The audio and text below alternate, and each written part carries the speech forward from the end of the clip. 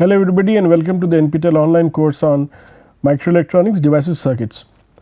In our previous module we have understood a differential amplifier implementation using a bipolar transistor, and we saw that a differential amplifier has got an added advantage that it is a very good rejector of common mode signals, which means the signals which are common to both the inputs they will reject it, and the differential signals are getting amplified. So, as long as the signals are phase shifted with respect to each other by 180 degree, I would expect to see a large amplification taking place in the output, whereas a common mode signal will relatively have almost 0 amplification. And we also therefore saw that common mode rejection ratio, which is basically the differential gain upon the common mode gain AD by ACM, is actually infinitely large for a ideal differential amplifier. So, we also saw that it is commonly used for operational amplifier. The differential amplifier is the first stage in a operational amplifier where gain has to be very high. Of course, the price you have to pay for is of course higher power dissipations, because you are working with a current source, you are also working with two input devices and 2 load devices and so on and so forth. So, switching activity will be higher, and therefore your power will be also very large. We also saw in the previous discussion that you do not allow the device to go into the saturation mode, you let it go from active to cutoff and cutoff to active, and the reason being, when you put it into saturation mode and you want to move away from saturation mode, you have to remove large amount of charge from the base side, and therefore the time taken for you to switch from cutoff to active and vice versa will be relatively large. So, therefore, BJT switching speeds are relatively very high, right, but the loss which you get is a larger power dissipation, right. So, what we will do today is have a look at MOS differential amplifier. So, what we did in the previous turn was a BJT or a bipolar junction transistor based MOS amplifier. This time we will be looking into a CMOS or a MOSFET based amplifier. So, the topic of this discussion is, the outline of this slides of this module is, we will first look at a MOS differential amplifier. Just as we did for BJT, we will first look at the common mode and then with differential input signals. We will look at the large signal operation, and then we will look into differential to single end conversion. We will look at active mode MOS differential amplifier. We will also look into the active mode differential gain, and then look into input resistance, output resistance of a differential gain, and then look into CMRR, and then finally recapitulate the whole thing, right. So, this will be the flow of today's lecture, and so we will be first looking into MOS as a differential pair. It is exactly the same like a BJT design. Only thing is here, only thing which you should remember at this stage is that when the gate voltage crosses the threshold voltage of the device is in the on stage, and it draws current from the power supply. So, this is the only thing which is not there in a BJT. In a BJT you need to have your base voltage at least 0.7 larger than your source voltage for the base emitter voltage to be forward biased. Here you need the gate voltage to be at least larger than the threshold voltage of the device, and therefore that will ensure that you are into the active region of operation. Let us look at the MOS differential pair. So, this is basically your MOS differential pair which you see. This MOS differential pair is primarily made up of 2 transistors, Q1, right, and Q2, right, and we are assuming that Q1 and Q2 are both symmetrical, which means that they are exactly same, having the same Vt and W by L, right. So, they have exactly the same threshold voltage and same aspect ratio, and we apply 2 gate voltages Vg1 and Vg2 were the 2 input signals. We also have a current source here I, which is connected to a negative power supply minus VSS, and this I is basically current source, which primarily meaning that this impedance here is typically very high. So, here if you want to find out the value of Z, it will be approximately equals to infinity, because it is terminating on a current source. We also have a load here RD. So, there are 2 loads here, RD, and you take two differential outputs, VD1 is one differential output and VD2 is another differential output, right. As I earlier discussed with you, this potential, but let us suppose this we name it as X, right. X will obviously have the same potential, and therefore the if you look very carefully, the source of Q1 and Q2 are connected together. So, what we are doing is that the source of Q1 and Q2 are connected, right. So, the source of Q1 and Q2 are connected, and we can always say that this part X, right, is, since its Z is equals to infinity, high impedance node, I can safely say that whatever current is flowing is basically by virtue of the charge carriers available in the MOS device, right, and that makes our life or a calculation easy, relatively easy. It is now connected to VDD, which is basically the power supply, and I have here you have got the source which is available here. Now, let me explain to you, therefore, with the knowledge with the basic concept of knowledge here, let me give to you an idea about two things. First is that let us assume that you have a common mode operation. So, if you see here, this is the common mode operation, right. So, what we will be looking into is that with common mode input voltage. So, if I have a common mode input voltage, how does it work out. So, if you see here, what I have given here is I have given an the VCM is the common mode voltage, a DC bias which is given here, and I am giving the same DC bias exactly at this particular point, VCM. So, if you look clearly, VGS will be nothing but VCM minus or this suppose this point is S, then Vs will be equals to VCM minus VGS, right, because if this is 2 volt, VGS is say 0.7, then 2 minus 0.7 is 2 minus 0.7 is 1.3. So, S will be equals to 1.3 volts, right. So, this is what we get from here.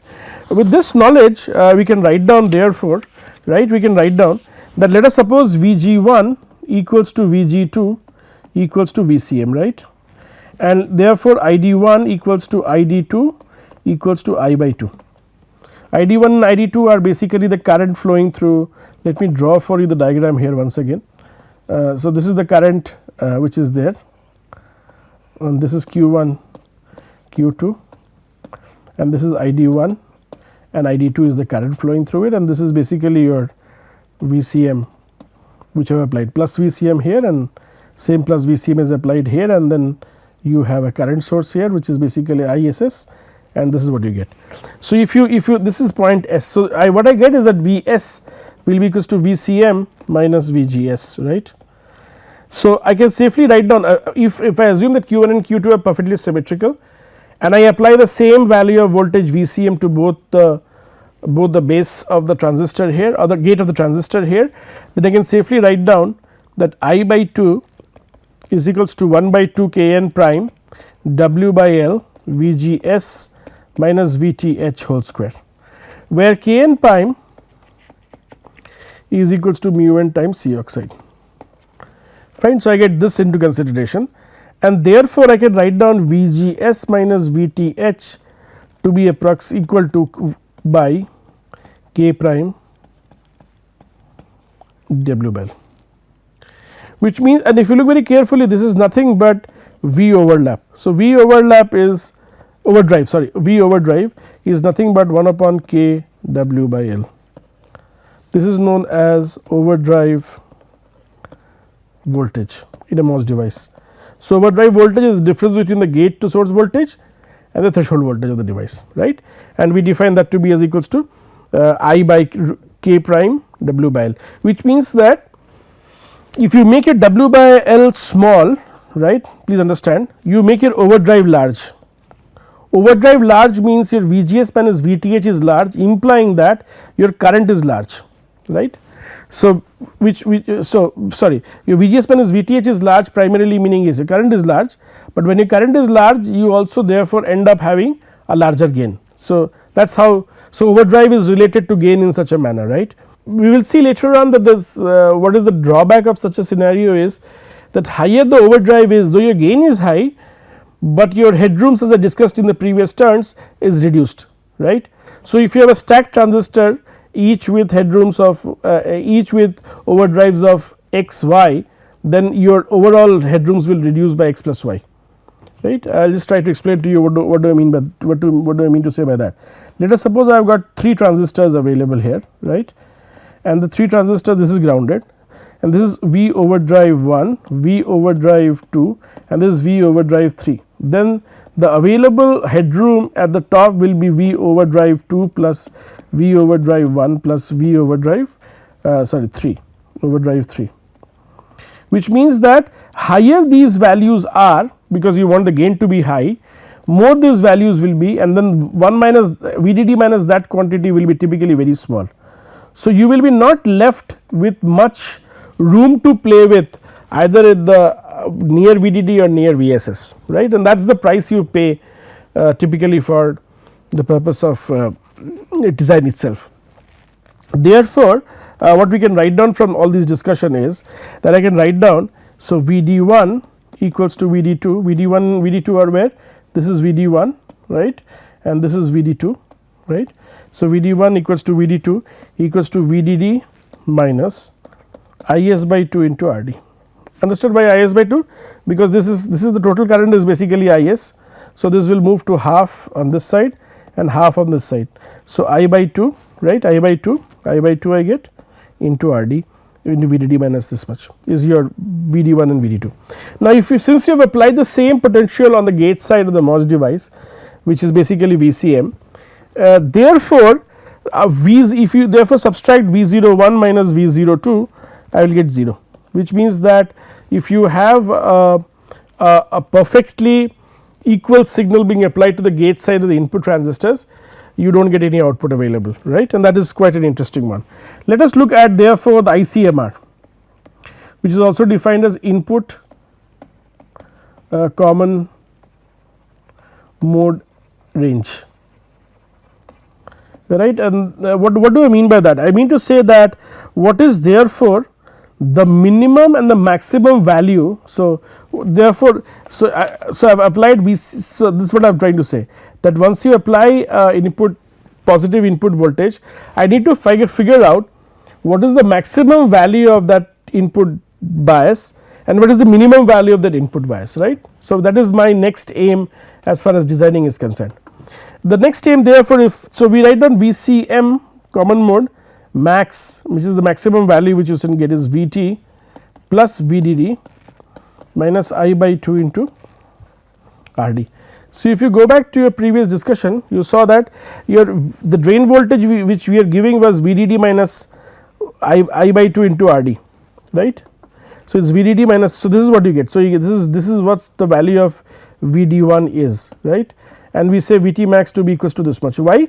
Because you see, when you apply a DC bias, it should at least switch on the device, but because if it does not switch on the device, we will never be able to achieve the switching, we will never be able to steer the current to south to left arm or right arm. So, you want the device to get switched on. Now, that to get it switched on, the minimum voltage required on the gate side is basically equal to threshold voltage, which is VT, and that is the reason you write VT here, plus the same DC bias should able to give a particular value at the output side or the drain side, which is basically VD1. So, until and unless you maintain a common mode DC bias of VT plus VD1, right, VT plus VD1 minimum value, I will not be, VD1 is the output in the drain side, right, you will not be able to get this much amount of signal in the output, nor you will be able to switch on the transistor fully, right.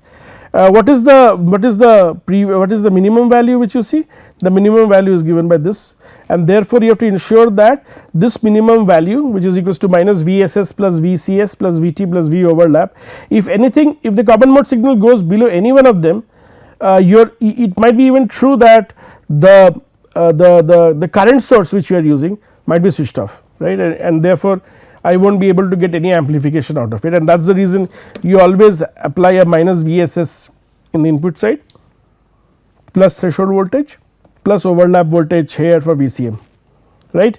So, you see, if I increase the value of V overlap, going on increasing it, the price I pay is that my VC min is actually going high, right, and that is a pretty difficult issue to cover up, because I want my overlap to be high for my gain to be high, but once my gain is high and overlap is high, my common mode signal minimum also starts to become higher.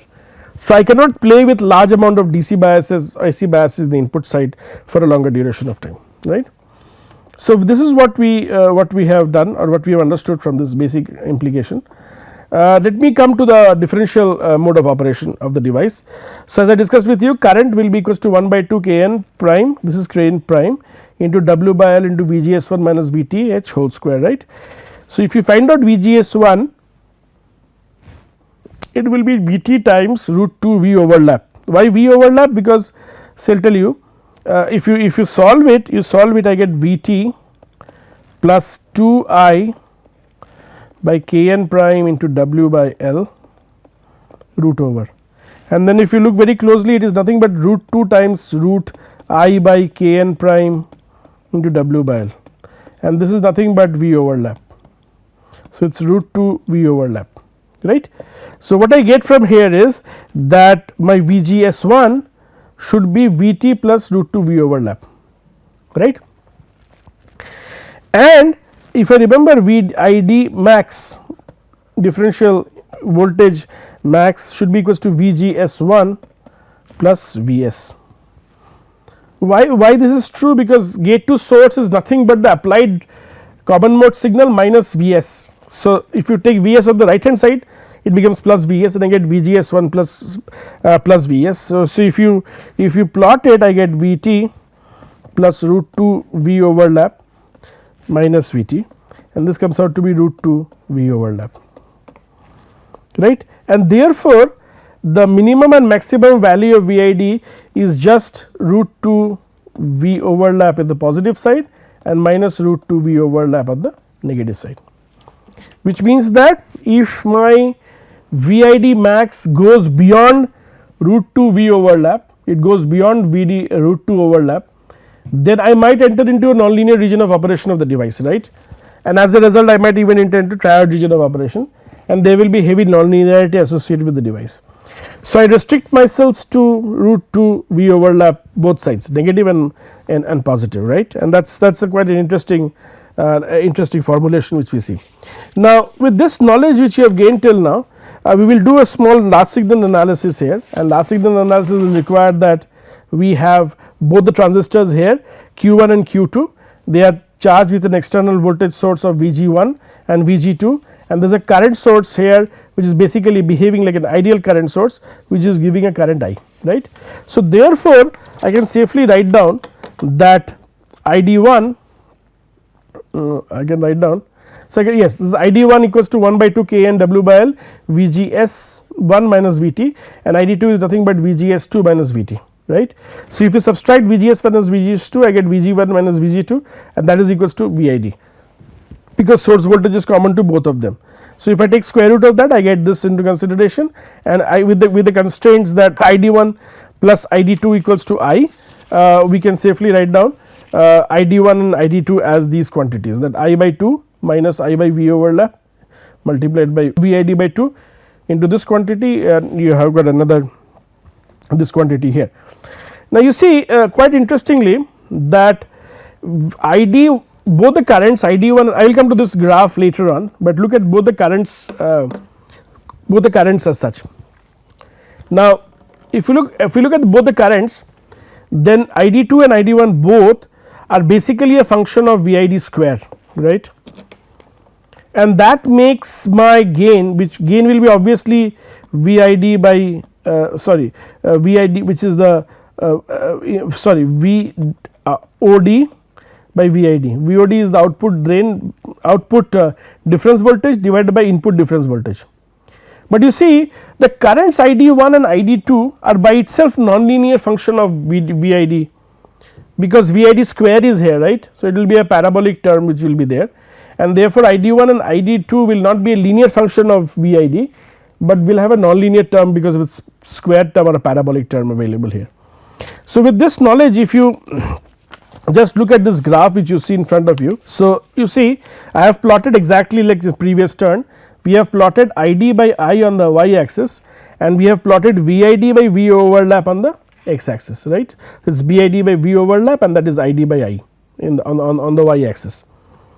And of course, as I discussed with you, ID maximum value of ID will be equals to I and therefore, ID by I will always be equals to 1 and that is the reason a maximum I am going is plus 1, right.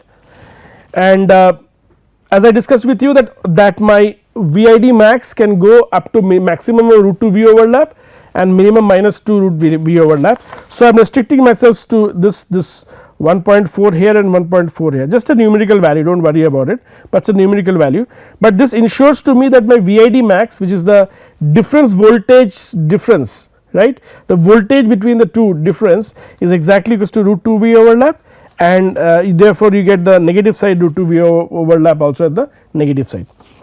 Now, so the whole idea is therefore, to make this current independent of VID square term, because square term introduces large amount of non-linearity, right, and I do not want to do that, and that is the reason you somehow or other have to remove this VID. We will see how to do that later on, but with this knowledge you have gained with this knowledge which you have just seen here, let me write down for you certain statements and certain issues that I can write down, that ID1 therefore can be written as I by 2, right, plus minus I by V overlap into VID by 2, VID by 2. Now, how it is VID by 2? Provided what I do is I make, if I make my VID much smaller as compared to other values, then the square term will be very small as compared to V overlap. So, if I make my VID much smaller as compared to V overlap, then this quantity will be very small and therefore 1 upon this will be typically very large and therefore, this will be approximately equals to 0 and what I get will be ID2 will be I by 2 minus 1 I by V overlap into VID by 2, right. This is what we get if I do ID1. ID1 will be therefore, this was minus, this will be plus, fine. So, I get ID1 and ID2 values with us here. Now, let me see what happens if we increase the linearity of this region, right. That is my job, because as a designer I want that my linearity should be of larger range, so that for a larger input voltage range my gain is almost independent of the input voltage, right. That is the major functionality of this equation. So, what we intend to do therefore is we take 2 or 3 important steps here to understand the basic features here, and the first thing is that if you want to increase right linearity, right, you end up having reduced transconductance, and second thing is that you require a small W by L, right. So, increase in linearity comes from a reduction in gain, right. So, we need to find out methodologies by which we can actually enhance the gain even with this differential stage amplifier. Okay, so we require therefore, as I discussed with you, since this has come because VID square is very small and therefore that can be neglected with respect to 1, and therefore I will be left with ID1 equals to I by 2 plus minus I by V overlap into VI by 2 as the value of your VO1, right. Now, if you and VO1 and VO2, because VO2 will be just minus of that. So, when you want to add those two, so I get I by 2, right, plus minus I by V overlap into VID by 2, right. This is the ID value which you get. This if you multiply with RL load resistance, you get the overall voltage in the output side. So, this will be VOP, right. If I want to, as I discussed with you, if I want to improve the linearity of the system, make your W by L small. Cost you pay is reduced gain, right, and not only reduced gain, you will have other problems as well, but W by L small prima facie will require a reduced gain, right, even for a differential amplifier. Let me therefore explain to you how a GM looks like. GM is defined as the transconductance is defined as 2 ID by V overlap. So, it will be 2 I by 2 into V overlap, right. So, this is nothing but 2 will cancel I by V overlap, right. So, I get GM transconductance to be equals to I by V overlap.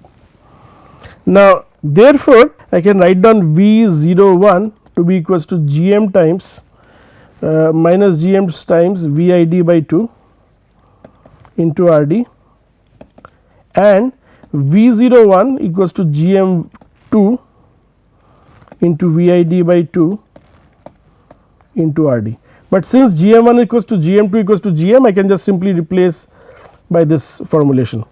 So, therefore, I get V01 by VID to be equals to half GM times RD, and VO2 divided by VID is equals to plus half GM RD.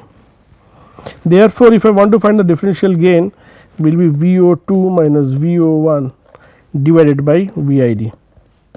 Now, VO2 minus Vout1 will be nothing but you will have VID multiplied by GMRD. This if you divide by VID, this cancels off and I get GM times RD, which we have already derived earlier also. That means, for a MOS transistor, for a MOS based differential pair where GM is the acting load, I can safely write down my AV gain to be equals to GM times RD, fine. And this is what you get, GM times RD as the best value of voltage which you get. Now, if you therefore have this GMRD available with you, or has got a GMRD which is relatively smaller, therefore, if you want to improve the gain, you need to make your GMs larger, right. But if you want to make a GM larger, as I discussed with you in the previous turn, even this turn also, you end up having a larger nonlinearity also coming into picture, right. So, you have to be very careful while designing operational amplifiers or for the differential amplifiers to a larger extent. With this knowledge, let me come to the next section of our talk, and that is basically finding out the CMRR value. And to get the CMRR value, maybe let me switch it over and let me explain to you here that, as discussed yesterday as well, this left hand side is basically ID by I, the current normalized with respect to the overall current, and this is difference current divided by V overlap.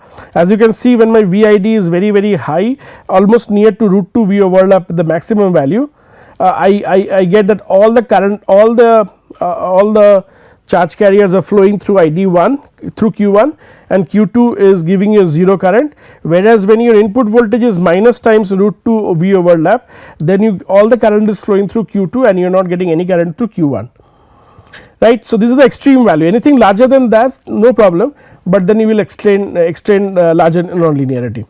Similarly, if you look at the transconductance profile, which is basically GM, which is del ID del Vg, then somewhere here if you see around midpoint, you will see the maximum value of GM is available here, which means that if you bias your device somewhere in the middle and try to give your VID just this difference between these two, right, I would expect to see a very large gain. Anything larger than that, no problem, but it will go into this nonlinear region and you will have a nonlinear gain with you, and therefore, that is not a very good idea to stop with. With this knowledge or with this idea, let me just also explain to you an important term which is basically your CMRR, also known as common, right, mode rejection ratio, right. If you find out common mode rejection ratio, if you look at that graph, it is basically RD, and then you have got, right. So, this is your this, and this is a V in CM, this is your RD, and let us suppose this is 2 RSS and this is my VD. Fine, then V01 output 1 by V in CM is equals to V02 by V input CM, right, equals to minus RD upon 1 by GM plus 2 RSS. See, this is one of the techniques which people used in later days, that by just by inspection only you can tell me the sort of a volume, sort of a gain of a circuitry. So, how do you do? Take the active device, right, go from numerator to from this active device to up and from active device to down, then you will see you divide the total impedance seen from active device to VDD, you divide that by total impedance seen from the device to the ground, and that will be your overall gain with a negative sign because you will have a 180 degree phase shift. So, with the minus RD as you move to the top. If you go below, you have 2 RSS as your load plus 1 by GM, remember 1 by GM, 1 by GM is very important term, which means that looking from the source end of my active device, MOS device, the resistance offered is 1 by GM, right, and since RSS twice RSS is in series to that, we automatically get this much amount of your V01 by V in CM. Now, RSS is generally greater than 1 by small gm, and therefore, V01 by Vi CM equals to V02 by Vi CM, right, is approximately equals to RD by RSS or twice RSS, right. So, which tells me that mod of ACM is nothing but RD by twice RSS. Why? Because you still have not inserted any differential signal, you are only inserting V in CM, and therefore, the overall gain is RD by 2 RSS, right, RD by 2 RSS with a negative sign, a mod of that will give you a positive value.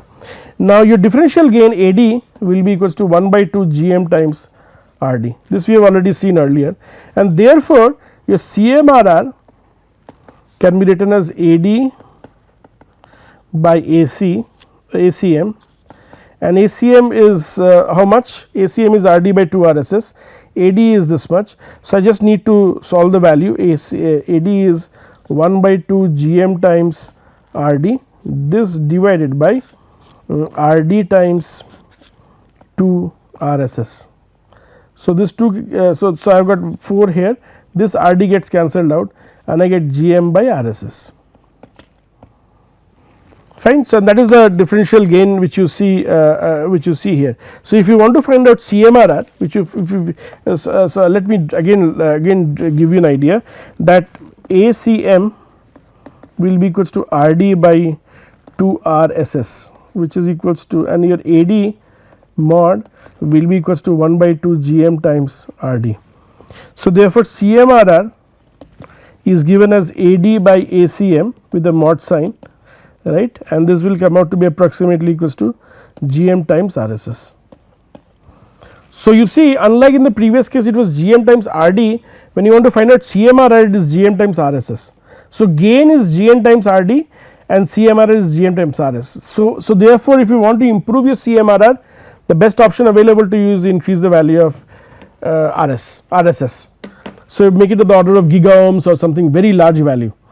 As a result, it will never be able to get the output swings, but the price then you have to pay is that there will be large power dissipation across these resistors, right, and your voltage swings in the legroom will also be getting restricted directly, because there will be some voltage drop across RSS as such. If you therefore, so if you look very carefully, I get GM times RSS. So, if you want to improve your CMRR, make it higher, make your RSS large and GM large, and this takes care of approximately our understanding of your CMRR and the basic principle. In our next discussion or next slide, we will be actually looking into the various other aspects of the MOS device based differential amplifier and its applications, right. Thank you very much.